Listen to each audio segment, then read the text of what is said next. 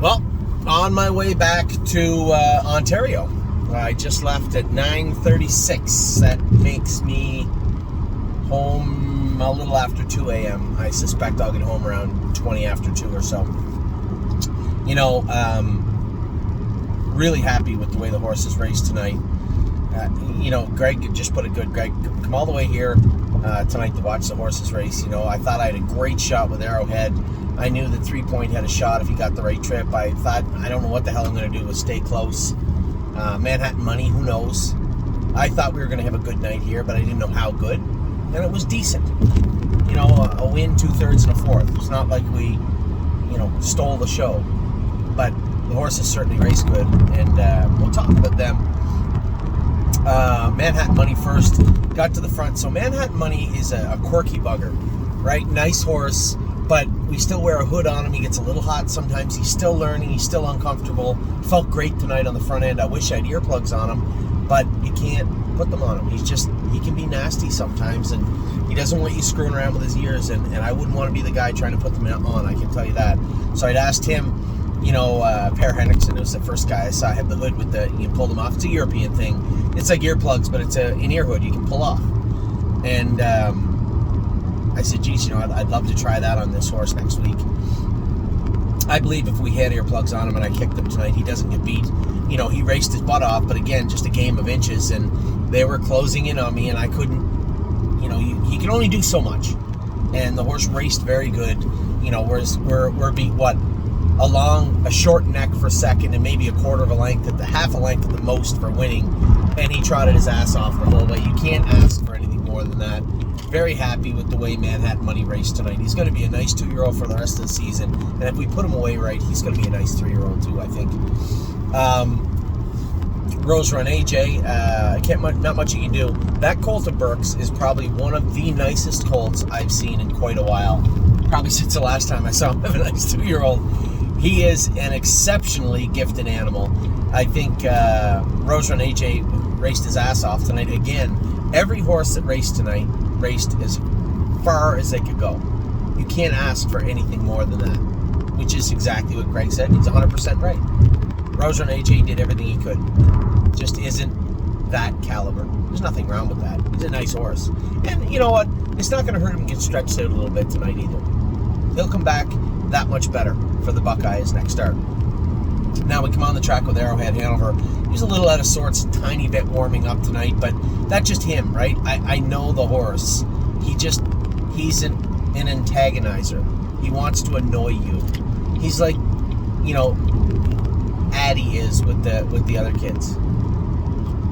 Likes to tattle on them and get them in trouble and cause trouble. That's how he is. He wants to get under my skin a little bit, warming up, and I just let him. He galloped and screwed around. I just let him, because I knew when push came to shove and it was time to go to the gate, he'd know. There's no more playing around.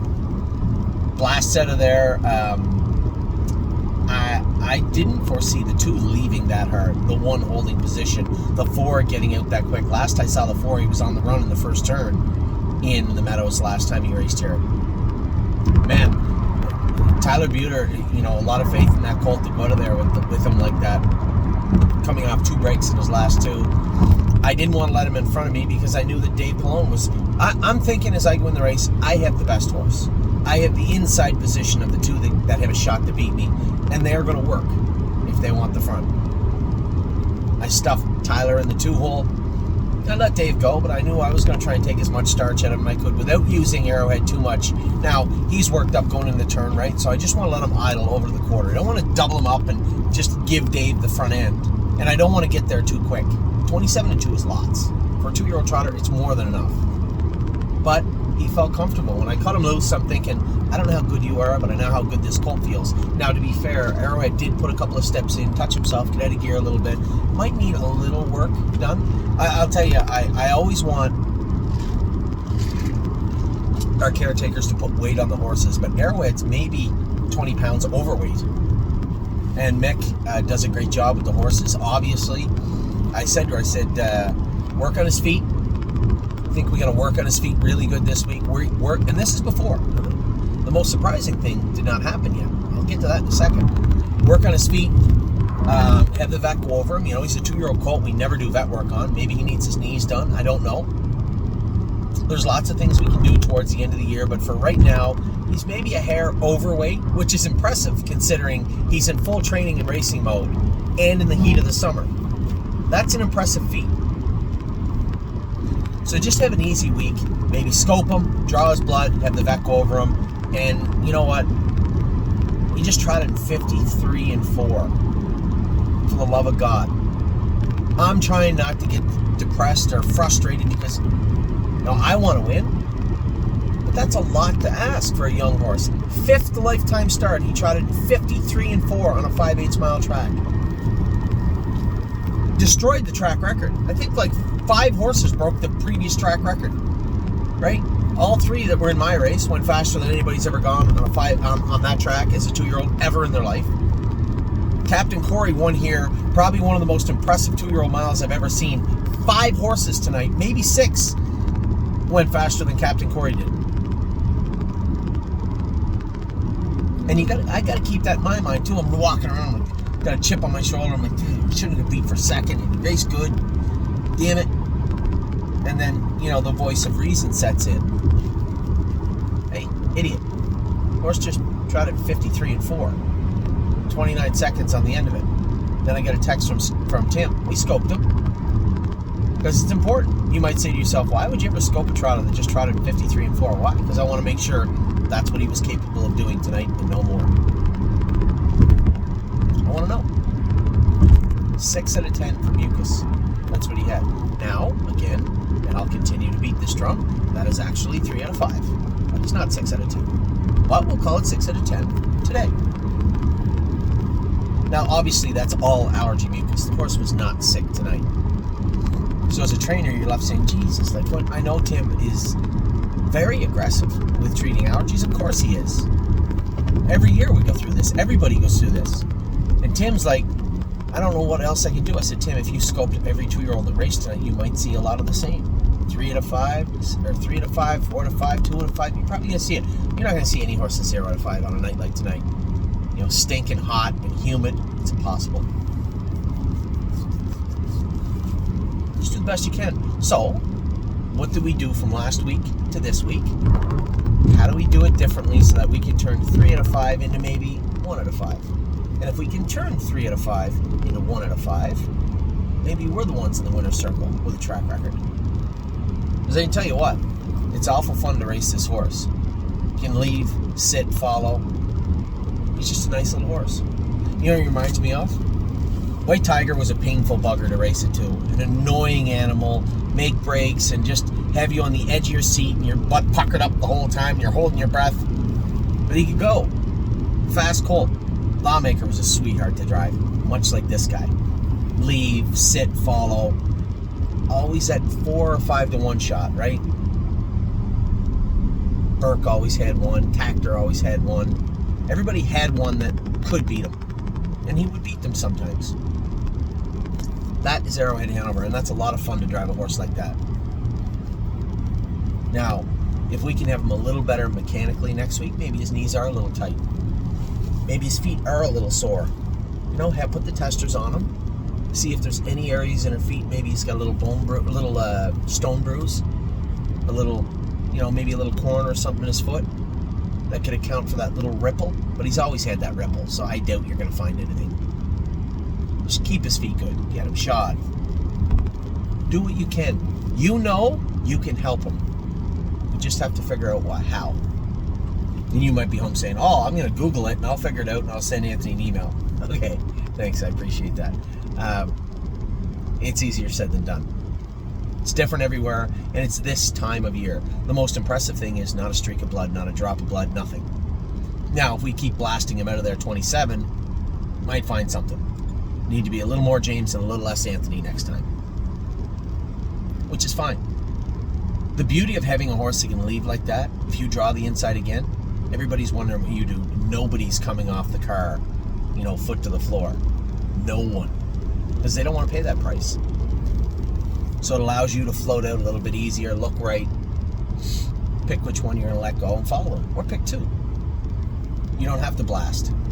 If you draw the outside, And there's a lot of horses in this division can leave. Remember, I just told you, the Johnson kid's horse from the inside left good. Hunter left decent from the inside for a first-time starter. Tyler's horse blasted out of there. Dave Palone's horse did. Number of the horses in the other division did. You're going to see them pare down. Now, it's a little later in the season, so I'm more skeptical. I would say you're going to see 2 divisions for the rest of the season. There might be a few drop out after tonight. You're going to see some get sick or get a little sore. I think we had, 15, 16 here tonight. Nobody's looking to jump from the Stallion Series to the Sire Stakes, I can tell you that. I don't care if the horse winning 55 in the grassroots or not tonight. He ain't coming to the Sire Stakes. What you have right now is what we're going to have the rest of the season, or a little bit less. We luck out. Well, luck out. I was going to say we'll have 1 division, but that'll be all the killers. I come in thinking our colt was top 3. I left thinking he's top 5. But if we can turn 6 out of 10, or 3 out of 5, into 1 out of 5, or I guess that would be 2 out of 10, maybe we'll creep back up into that top 3 in my mind. So that's where we're at with Arrowhead. Just a fantastic mile so far. We're having a great night. Watch your mouth. Harry wanted an easy trip, and to be fair to Brett, it's not like it was a hard fought battle. 27-4, 57, 125, 54, nobody around you. You're supposed to finish off your supper. I'll give him the benefit of the doubt because he got the shit beat out of him last week. Excuse my French. And maybe his confidence was a little waning. That finish line looks much further away than it really is. He raced okay. 3-point blue chip. He's out of that class now. Now we're going to see where we're going to have to go with this guy. We have options. We have finish him out in the conditions here, send him to Ontario. If Tom and everybody wants to, we can race him in. Scioto. There's options we have. Just depends on what ones we want to use, what ones we want to utilize. Race good tonight. Got away in the 2-hole. Pretty paint by numbers. I'm looking at the gate leaving out of there. Am I going to follow Hunter? Am I going to follow the little kid on the rail, or both of them? Wait, Dave's coming out of there. I want to leave hard enough to make sure I get over in front, but everybody from the outside to take back. And that's what happened. As soon as I went out of there hard, Dave went out of there hard, everybody retreated from the outside. I knew I was in the 2-hole. In my mind, I think he's a better horse than the horse on the front. The sleeper, so to speak, was the rail horse, Justin Walters. That horse won a big mile last week. And around the last turn, he's coming, and I just kind of move out, partially to block him, and partially to start 3-point blue chip up. You start to edge him out, and he starts to come forward. I want to see how much he's going to come forward. He'll tip his hand pretty quick. You start out of the hole and he wants to jump forward, it's time to go. But if you start out of that hole and he drops the bit and he doesn't want to advance, whoa, you better retreat real quick, because he will. So I just kind of fished him out once, and then the Walters kid really didn't come up on my back, so I'm thinking, he can't catch me. I still think I'm going to beat Dave. I don't know if Bjornson's good enough. Hunter's horse, I really should be a winner right now. I move him out of the hole, I kick the plugs, I kind of push on him. You can't strike 3-point blue chip, he'll sour up on you. So I'm just kind of picking at him down the lane, and he got up and won and raced good. 53-2, pretty good mile on a 5/8 mile track for a horse. He raced good. Now, stay close. I know I want to leave with him, but every horse in the race shows speed off the car, I think. Every single one of them. Where's that leave me? And I don't even know how. Stay close usually leaves hard from the outside, but man, you really got to get out of there. Even with the staggered gate, you really got to get out of there. And, you look left and you're first off the car, but that's a staggered gate. You got to be marching. You got to get over in front of at least 3 or 4 of them, assert yourself, and make front.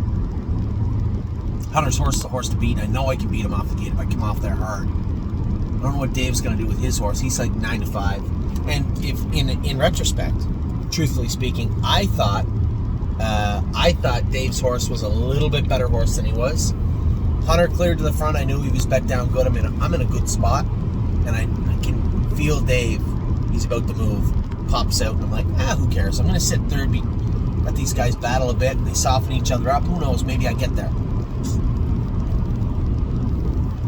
Halfway down the backstretch, Brady Brown's coming. And I see Hunter kind of angling out of the 2-hole. I'm like, where are you going? Dave's got the earplugs out. We just went to half in 55 apiece. Things are about to get a little messy, I think.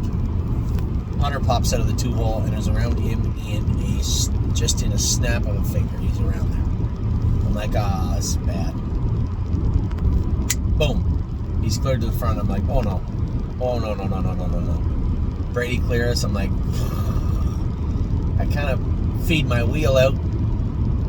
Drop a little hook in the water. Feed my wheel out. I'm like, I'm going. And I kind of grease a little bit and get out. I have to watch the video to see who it was. I gave a little bit of who got the grease and go.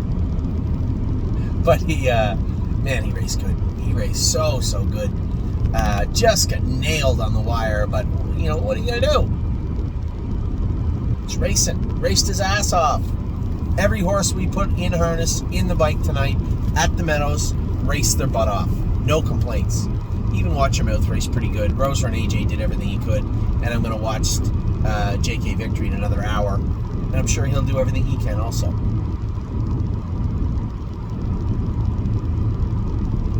It's 10 o'clock. I got 4 hours and 15 minutes ahead of me. I'm going to go home. I'm leaving, and the race secretary says, see you tomorrow. I said, I'm going to be a little bit late for race 1. It's going to be tight. She goes, why? I said, I'm going home to Ontario tonight. My son plays baseball at 11 o'clock in the morning, and I'm coming back. Or 9 o'clock in the morning. Game's over at 11. We're going to leave Kitchener at 11 o'clock for a 5:10 post time. It's got to be 5.5 hours from Kitchener. She said, you're going home tonight? I said, yes. Going home, my family and I are going to drive back over here. We're going to watch the races tomorrow. It's supposed to rain, which is going to suck, but we're going to watch the races tomorrow. Going to get in the car, go back to Brunswick, wake up Sunday morning, drive to Ludington, Michigan. Going to hang out in Silver Lake all Sunday, first part of Monday. Going to go race, going to go back to Silver Lake. Finish off the night, have a nice dinner. Race has got to be done by 6 or 7. A nice late supper somewhere nice. Wake up Tuesday and go back home. Go back home to Ontario. Ollie plays baseball on Tuesday, and then I'm going to start double days the rest of the week. Wednesday afternoon Meadows, Wednesday night Northfield, Thursday afternoon Meadows. I don't know if I have to go Scioto next week. I don't know. Anyway, you get the picture. Anyway, that is what took place today. That's what's taking place for me for the rest of the week. Obviously, tomorrow is Hambo Day. Good luck to James McDonald racing in the Hamiltonian and Hamiltonian Oaks. I'll be watching. Tactical Mounds obviously races tomorrow. Aunt Lily rescheduled for tomorrow. Then we got our horses here. Horses in Northfield, horses in Scioto. Sunday, Cleveland Masha makes her first lifetime start.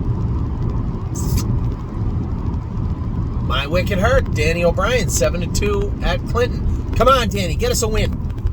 And then Monday, Chicago Hall, a ton of horses. Well, we got horses in Kentucky, Arson Sunday, and all of our babies on the Colt side are in, and sophomores are in on Monday. So good luck to everybody. It's been a good weekend. Like I said, we didn't light the world on fire, but we had a pretty good night here at the Meadows. A first, 2/3, and a fourth. And we keep everything going and all good things rolling as we head into the weekend. So, I will talk to you soon. Have a wonderful rest of your evening, all 1 hour and 55 minutes of it. Talk to you soon.